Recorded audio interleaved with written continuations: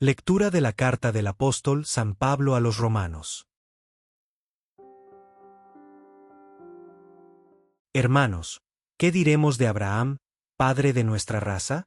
Si Abraham hubiera obtenido la justificación por sus obras, tendría de qué estar orgulloso, pero no delante de Dios. En efecto, ¿qué dice la Escritura? Abraham le creyó a Dios y eso le valió la justificación. Al que, gracias a su trabajo, tiene obras, no se le da su paga como un regalo, sino como algo que se le debe.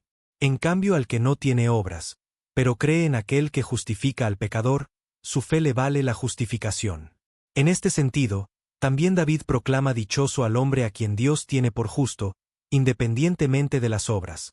Dichosos aquellos cuyas maldades han sido perdonadas y cuyos pecados han sido sepultados. Dichoso el hombre a quien el Señor no le toma en cuenta su pecado. Lectura del Santo Evangelio según San Lucas. En aquel tiempo, la multitud rodeaba a Jesús en tan gran número que se atropellaban unos a otros. Entonces Jesús les dijo a sus discípulos: Cuídense de la levadura de los fariseos, es decir, de la hipocresía. Porque no hay nada oculto que no llegue a descubrirse, ni nada secreto que no llegue a conocerse. Por eso, todo lo que ustedes hayan dicho en la oscuridad, se dirá a plena luz, y lo que hayan dicho en voz baja y en privado, se proclamará desde las azoteas. Yo les digo a ustedes, amigos míos, no teman a aquellos que matan el cuerpo y después ya no pueden hacer nada más. Les voy a decir a quien han de temer. Teman a aquel que, después de darles muerte, los puede arrojar al lugar de castigo. Se lo repito, a él sí tienen que temerlo. ¿No se venden 5 pajarillos por 2 monedas? Sin embargo, ni de uno solo de ellos se olvida Dios, y por lo que a ustedes toca, todos los cabellos de su cabeza están contados. No teman, pues, porque ustedes valen mucho más que todos los pajarillos. La palabra de Dios que hoy meditamos nos introduce en el misterio central de nuestra fe. La justificación que recibimos no por nuestros méritos sino por la fe en aquel que justifica al pecador.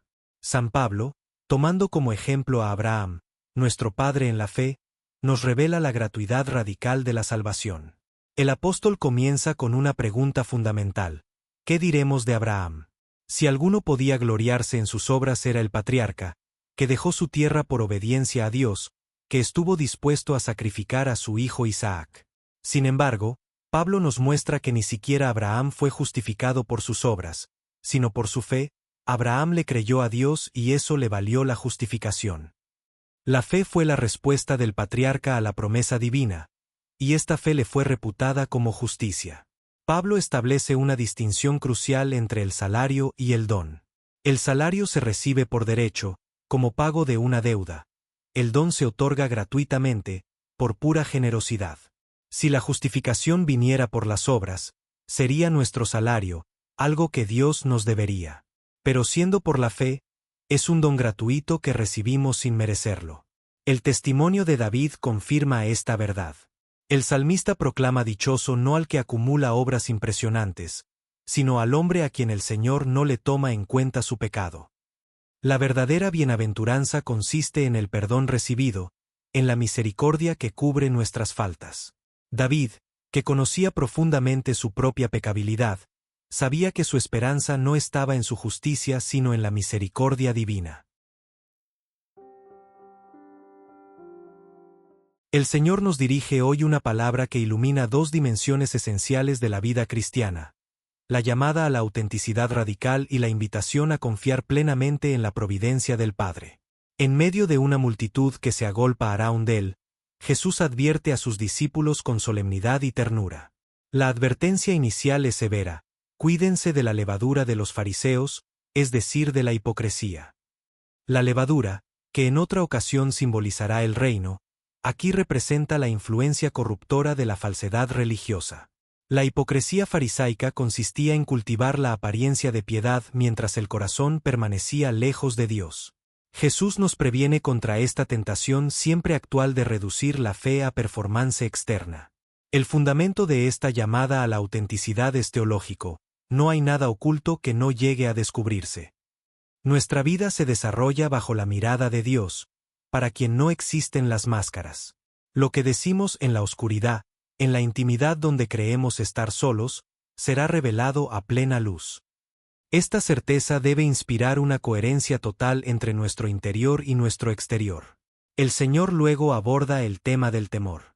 Distingue entre el temor humano, a aquellos que matan el cuerpo, y el temor divino, a aquel que, después de darles muerte, los puede arrojar al lugar de castigo. No se trata de terror paralizante sino de santo temor que reconoce la soberanía absoluta de Dios sobre nuestro destino eterno. Este temor es sabiduría, no miedo. Pero inmediatamente Jesús contrapone esta advertencia con una de las más bellas revelaciones de la providencia divina: todos los cabellos de su cabeza están contados. La imagen de los pajarillos, que se vendían casi regalados, muestra que nada escapa al cuidado de Dios. Si Él se ocupa de criaturas tan insignificantes, cuanto más de nosotros, hechos a su imagen y llamados a la vida eterna. La exhortación final: no teman, pues, porque ustedes valen mucho más que todos los pajarillos, revela nuestra dignidad infinita a los ojos de Dios. Nuestro valor no viene de nuestros méritos sino de su amor que nos ha creado y redimido. Hermanos, este Evangelio nos interpela hoy. ¿Vivimos en autenticidad o cultivamos apariencias? ¿Tememos más el juicio humano que el divino? ¿Confiamos realmente en el cuidado providencial de Dios? Que el Espíritu Santo, que sondea lo más íntimo de nuestros corazones, nos conceda la gracia de una fe transparente y una confianza inquebrantable en el Padre que nos ama. Amén.